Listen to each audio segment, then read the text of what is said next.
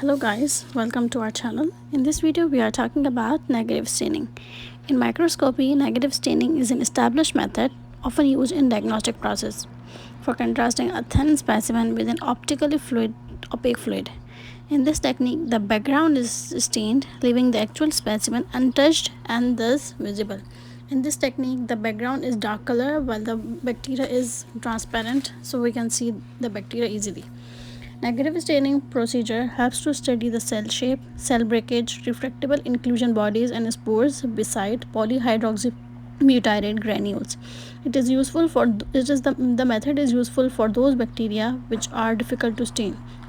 Very slender bacteria like spirochetes that are not detectable by a simple staining method can be viewed by this staining method.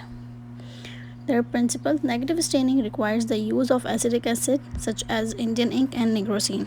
The acidic stains have the chromogen which contains a negative charge, and due to this negative charge, chromogen will not penetrate the cell because of the bacterial surface have the same negative charge. As you all know, negative charges repels each other so that the cell become unstained while their background becomes darker. Since heat fixation is not required, the cells are not subjected to the destaining effect of chemicals and heat. Their natural size, shape, arrangement can be seen by this method. Through this method, it is possible to observe bacteria that are difficult to stain.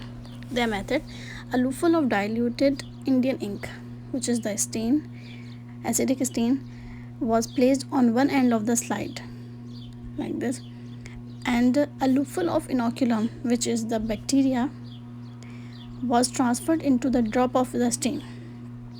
Next, by using a second dirt-free slide with a smooth edge over the suspension, it was spread uniformly along the edges. The suspension was spread to the end of the slide so as to form a uniform smear. The slide was then air dried and observed under oil immersion objection. Colorless bacteria are seen against the dark background.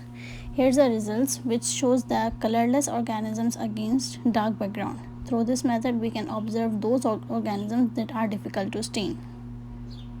You can see the darker background and the transparent organisms. Thank you